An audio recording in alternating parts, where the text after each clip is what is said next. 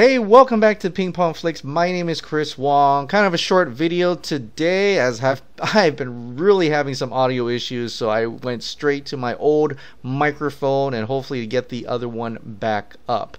But hopefully this works out good. First of all, there is a lot of Cloverfield news. Very surprising, and I think it all has to do with Cloverfield Paradox coming out, and a lot of people has a lot of questions about it. I still am going to do my Cloverfield Paradox spoiler review coming up later this week, as I need some time to actually watch it one more time. I've watched it twice now, but I need to watch it just one more time just to be clear on what I'm trying to think about, what I perceive this movie as. You've probably already seen a lot of videos on it, so hopefully I can add a little bit to that. But it has been reported by the Heroic Hollywood that the Netflix unexpected announcement that the Cloverfield Paradox would be released immediately after the Super Bowl certainly excited fans of the film series, although many later agreed that it was the weakest entry in the franchise. When news broke that Netflix was in talks to acquire the third Cloverfield film from Paramount Pictures, the Hollywood Reporter reported that insiders were aware that the film needed work and that the producer J.J. Abrams intended to get down to business in post-production. However, the outlet sources stated that Abrams' unexpected return to the Star Wars franchise following Colin Trevorrow's firing from Episode 9 ultimately prevented him from giving the Cloverfield Paradox attention.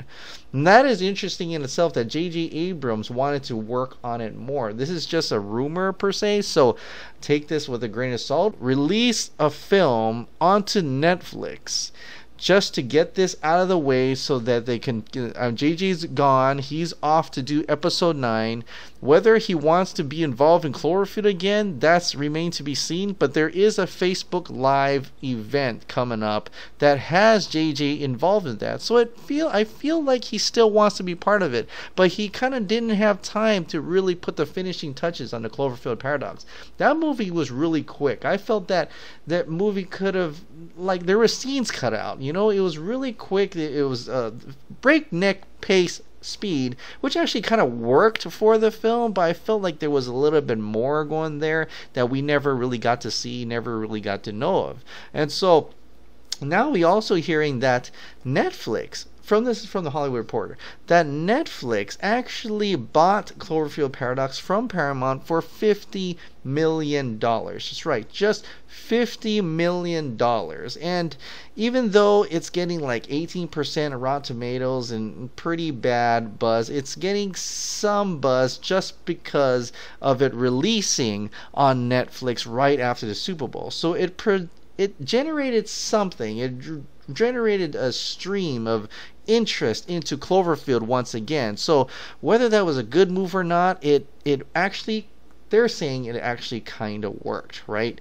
And so this is not over though, because Cloverfield, the next installments are not going to be on Netflix. The next installments are actually going to be in the theaters, and the next one is Overlord. That one is the next movie that is coming out, and Paramount retains the rights to future Cloverfield installments, including Overlord, a World War II zombie film from Abrams that scored high in 2 recent test screenings. Could be a huge contender, but sources say that its fate is still undetermined. So if that's true, which I believe it to be true, that JJ didn't have time to put the finishing touches in Cloverfield Paradox, they were able to interconnect it in a way to the Cloverfield universe and make it all make sense, and I'll have more on that in my Cloverfield spoiler review. But it looks like it paid off, and we'll see how much views this movie actually get by the weekend to see how much people actually went to watch this, and if it actually made sense for Netflix to buy it for $50 million. And having Paramount actually cash $50 million in opening weekend for a movie like this actually was pretty profitable. But we'll see how that actually ends up when Overlord comes out, which we're expecting it to be called Cloverfield something. And connecting it all together, or maybe just being a part of another story for Cloverfield. Let's see how that pays off in the long run. I expect it to do well, and getting it back in theaters kind of excites me, even though I kind of like the idea of being able to watch it in my confines of my own home in the dark. I still love that movie theater experience, so I'll probably be there, even though I know it's not a popular movie. And when the movie comes out, just like 10 Cloverfield Lane, I'll probably be one of the few people in the movie theaters. But we'll see. We'll see what happens. We'll see if there's a preview or some kind of trailer that comes out before then. Expect some surprise and some type of announcement. And this is just what Cloverfield is. It just pops out of nowhere. And for this case, the trailer came out, then the movie came out the same day. So I don't know if the Overlord's going to do any of that type of surprise marketing, but it's very interesting to see the least what type of plan Paramount has for this series, and having Paradox just thrown into Netflix and then releasing further movies in the theaters is a very interesting plan. So that's pretty much for Cloverfield Paradox, and hopefully we'll see more of the Cloverfield universe. I have a lot of questions that need to be answered, and a lot of things that are in my head that I can't wait to talk about in my spoiler review. Now, there's one more thing that came today, and it's very small. Nobody has talked about it. I even reached out, but Justice League, yes, I'm still talking about Justice League. The Blu-ray edition, the DVD edition, and digital that is on the Target website, and it's not only US Target, it's also in another country as well. And it says this: Justice League Part 1. Part 1. Why does it say Part 1? What is exactly Part 1 mean? Does it mean there's a Part 2? Or what are they talking? Or is this just a different way of saying this is the first edition?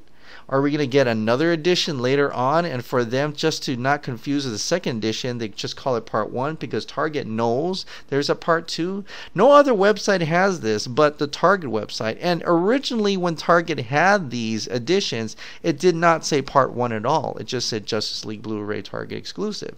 So that is interesting itself. I reached out to Target on Twitter. I even reached out an email, and I still have not heard back from what this actually means. But I'm really optimistic that there is more editions out there, but I'm totally aware that actually may not ever happen. But it's really interesting to me that All Sport Tees, thank you so much for pointing this out, that Justice League on Target website, they're categorized, not categorized, but they're titling it Justice League Part 1. So make what you will of that, and we'll find out more when the time gets near. I'm expecting some kind of news to be released after the digital or even after the Blu-ray release. So hopefully we'll get more news on that. But, keep your fingers crossed. Keep your fingers crossed. All right, guys, that's it for tonight. Thank you so much for subscribing. Thank you so much for watching. I'll see you next time. Bye.